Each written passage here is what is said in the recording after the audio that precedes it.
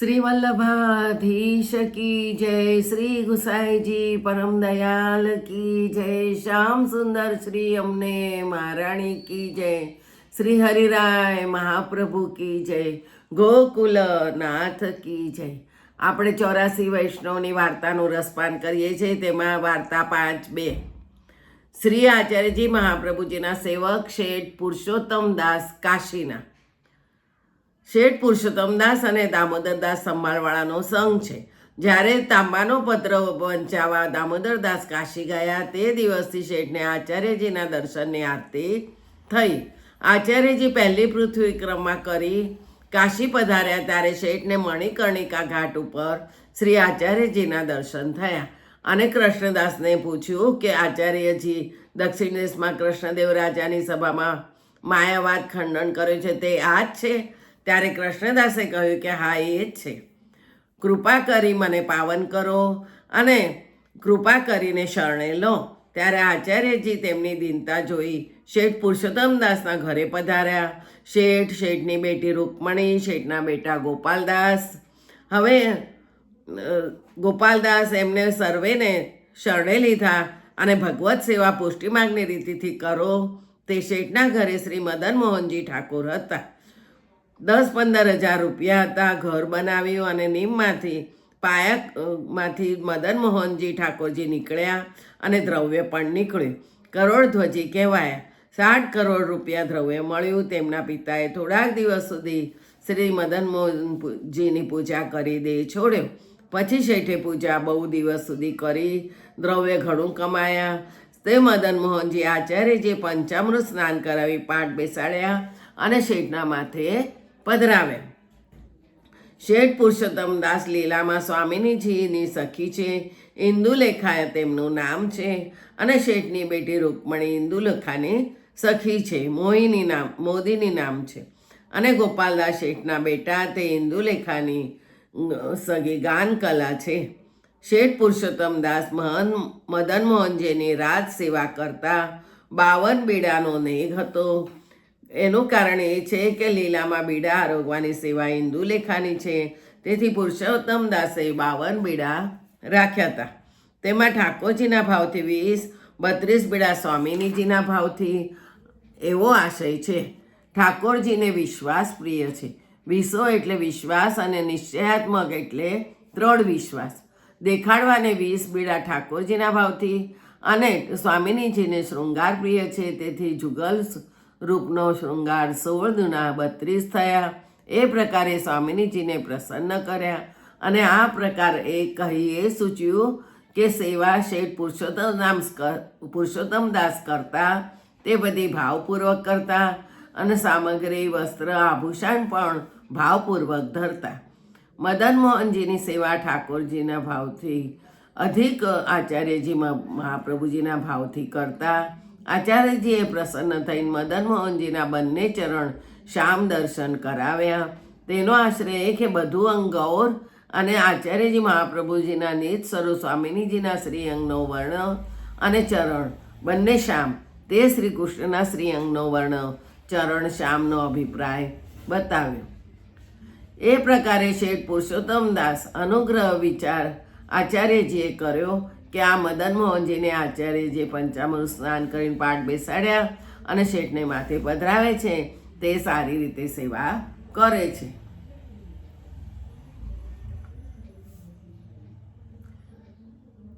શેઠ પુરુષોત્તમ દાસ હવે મહાપ્રભુજીના સેવક થયા. એમને આજ્ઞામાં બધા લોકો દ્રવ્ય માટે રહે. મહાદેવજીએ વિચાર્યું કે હવે બધા જો અનન્ય થશે તો બધા અમારું મહાત્મ્ય ઘટી જશે અને ભગવદ આજ્ઞા તો કળી કાળ આવ્યો છે. જીવોને બહિર્મુખ કરવાનું ચાલે નહીં. ત્યારે મહાદેવજીએ આ પ્રમાણેનો ઉપવાસ કર્યો. શેઠજી તો મહાપ્રસાદ દેવા જાય પણ તેથી સગળા લોકો મહાદેવજીના દેવાલયે જવા લાગ્યા. જો કોઈ ટોકે તો ઉત્તર આપે કે શેઠજી સરખા સહાય છે તો અમારી શી વાત? મહાદેવજી મોટા ભગવતીએ છે. એ પ્રકારે જીવ બહિર્મુખ થયા, પરંતુ એ ન જાણે કે શેઠને તો આજ્ઞા થઈ હતી તેથી ગયા હતા અને રૂકમણી અને ગોપાલદાસ ક્યારેય ગયા નહીં તો એ એમ કેમ જઈએ એમ ન જાણ્યું. બધાએ ઉત્તમ ફળ દેવું. તેથી શેઠ પુરુષોત્તમ દાસે પણ મહાપ્રસાદ નિમિત્તે ગયા અને એક દિવસે વિશ્વેશ્વર મહાદેવજીએ કાળભૈરવ જે કાશીના કોતવાલ હતા એમને કહ્યું કે શેઠ પુરુષોત્તમ દાસના વૈષ્ણવોના ઘેરથી મોડા વહેલા અડધી રાત્રે આવે છે, તેથી શેઠ પુરુષોત્તમ દાસના ઘરની ચોકી દે છે. કોઈ છળીઓ ચોર વગેરે ન આવે. ત્યારથી કાળભૈરવ નિત્ય શેઠ પુરુષોત્તમ દાસના ઘરની ચોકી પહેરો કરતા. એક દિવસ વૈષ્ણવના ઘરેથી અર્ધરાત્રિ સમયે પુરુષોત્તમ દાસ આવતા હતા. તે વખતે ઘરના દ્વાર ઉપર કોઈને જોયો. પાછું ફરીને જોયું તો પૂછ્યું, તું કોણ છે? ત્યારે એને કહ્યું કે હું તો કાળભૈરવ છું અને મને મહાદેવજીએ તમારા ઘરનો પહેરો દેવાનું કહ્યું છે, તેથી હું નિત્ય પહેરો દઉં છું. શેઠ પુરુષોત્તમ દાસ બોલ્યા નહીં અને કમાડ દઈને ઘરમાં આવ્યા. પછી દક્ષિણ દેશનો બ્રાહ્મણ કાશીમાં આવ્યો. તે શૈલી મહાદેવજીનો કૃપાપાત્ર હતો. ત્યારે તેને મહાદેવજી દર્શન દે ત્યારે તે બ્રાહ્મણ ખાનપાન કરે. એમ કરતા જન્માષ્ટમીનો ઉત્સવ આવ્યો. શેઠ પુરુષોત્તમ દાસના ત્યાં મોટા મંડાણે એટલે બંધારણથી જન્માષ્ટમીનો ઉત્સવ કરતા. માટે મહાદેવજી જન્માષ્ટમીના દિવસે શેઠ પુરુષોત્તમ દાસના ઘરે આવ્યા. તે નવમીના નંદ મહોત્સવ પછી બપોરના દેવાલયમાં જ્યારે ગયા ત્યારે બ્રાહ્મણને દર્શન થયા. ત્યારે તે બ્રાહ્મણે વિશ્વેશ્વર મહાદેવજીને પૂછ્યું, કાલ તમારા દર્શન ન થયા, આજે બપોરે થયા, તેનું કારણ શું?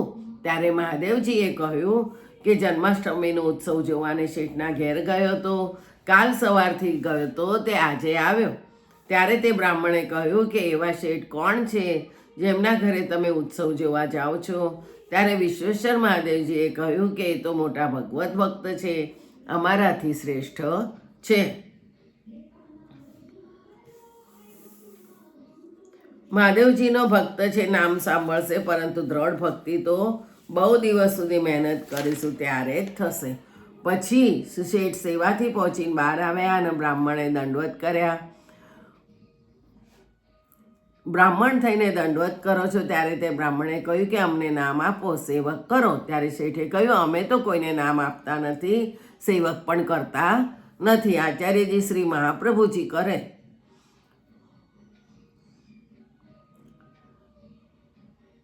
ત્યારે બહુ આગ્રહ કર્યો, પરંતુ શેઠે નામ ન દીધું. એટલે મહાદેવજી પાસે પાછો આવ્યો અને કહ્યું, શેઠ તો નામ નથી આપતા. ત્યારે વિશ્વેશ્વર મહાદેવે કહ્યું કે તું ફરી જઈને શેઠને કહેજે કે મને મહાદેવજીએ મોકલ્યો છે, તેથી તેને પાછો નહીં મોકલે. ત્યારે તે બ્રાહ્મણે ફરી આવીને શેઠજીને કહ્યું કે મને મહાદેવજીએ મોકલ્યો છે, તેથી નામ આપો.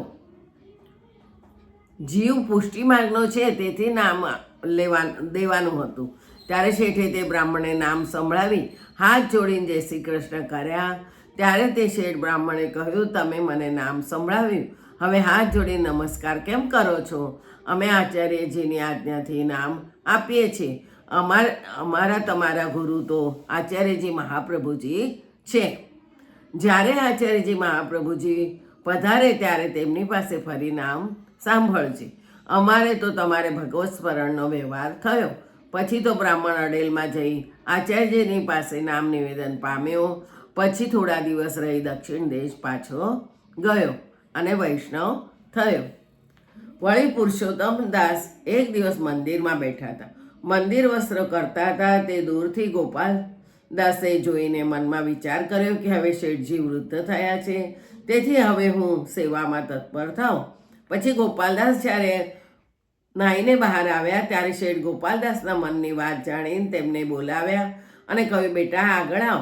ગોપાલદાસ પાસે આવીને જુએ છે તો 20-25 વર્ષના શેઠ પુરુષોત્તમ દાસજી લાગ્યા. તેથી એ ભગવતીએ સદા તરુણ છે, પરંતુ એ અવસ્થા હોય તેને માન આપવું જોઈએ. તેથી જ પછી મનમાં એવું ન લાવીશ એમ કીધું.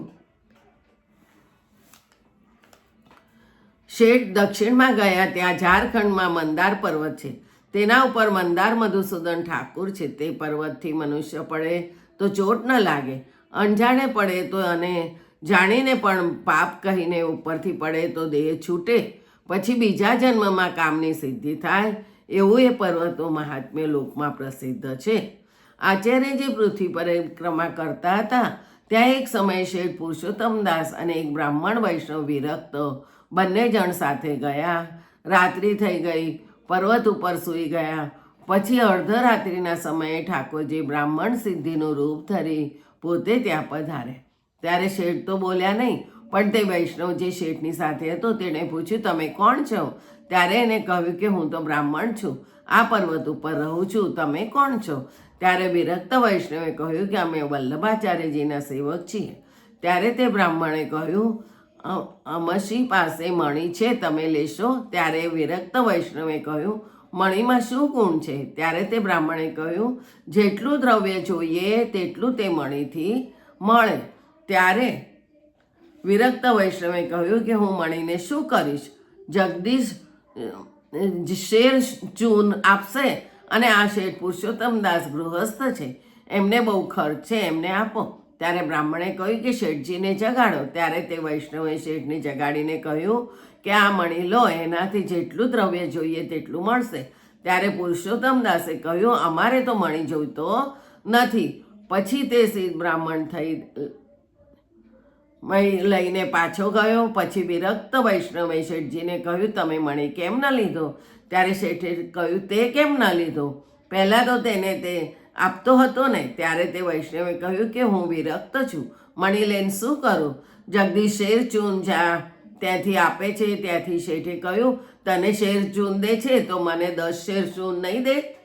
હું જગદીશને ઘેર ટોટો છે. તેથી એ બ્રાહ્મણ બાવરા થયા અને ઠાકોરજીનો આશ્રય છોડી મણીનો આશ્રય કરું. પછી શેઠ પોતાના ઘરે આવ્યા. આવી રીતે ઠાકોરજી ઉપર શ્રદ્ધા રાખવી જોઈએ, દ્રઢ નિશ્ચય હોવો જોઈએ. આચાર્યજી મહાપ્રભુજી કાશી પધાર્યા, ત્યાં શેઠ પુરુષોત્તમદાસને ઘેર ઉતર્યા. શેઠ પુરુષોત્તમદાસના ઠાકોરજી મદન મોહનજીને સ્નાન કરાવી પોતે ભોગ ધરી ભોજન કર્યું. અને દામોદરદાસ હરસાણીને આચાર્યજીએ વિનંતી કરી કે મહારાજ આ શું? અહીં પંચામૃતથી ઠાકોરજીને નવરાવ્યા. ત્યારે આચાર્યજી કહે, યદ્યપિ અમારી આજ્ઞાથી નામ આપ્યું છે તો પણ એટલી મર્યાદા રાખવી જોઈએ. એનો આશય એ કે સેવક કરે તેના સન્મુખ શિષ્યના પાપ આવે છે. જો ગુરુ સામર્થ્યવાન હોય તે પાપને બાળે. શેઠ યદ્યપિ આચાર્યજીની આજ્ઞાથી નામ દે છે, ભગવતીય છે, તેમ એમને પાપ શું કરે? પણ મર્યાદા દ્રષ્ટિથી સેવ્ય સ્વરૂપને પંચામૃત વડે ન હોવાથી શેઠનું પંચતત્વનું શરીર શુદ્ધ થાય. અને ગૌણ ભાવ અને ઉત્તમ ભાવ એ કે મદન મોહનજીની આચાર્યજી મહાપ્રભુજીના ભાવથી સેવા કરે છે. તેથી આચાર્યજી પંચામૃત સ્નાન કરાવી તે સ્વરૂપને ગોવર્ધન રૂપ ધરીને ભોગ ધરે છે. તે મુખ્ય ભાવ જાણવો. બીજું આવતીકાલે. જય શ્રી ગોકલેશ.